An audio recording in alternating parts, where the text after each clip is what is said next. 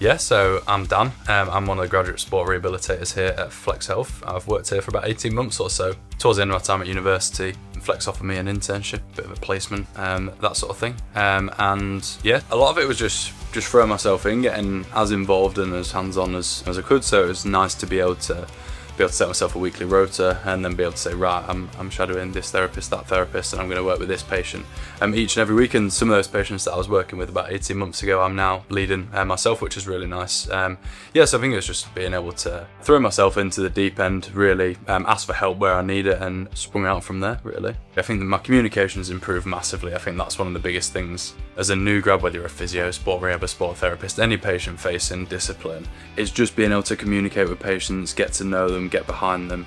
And I think that's improved massively. And I think as well, one of the big things and one of the big challenges for me actually as I was sort of coming into this role was being able to accept that I was wrong and needed help.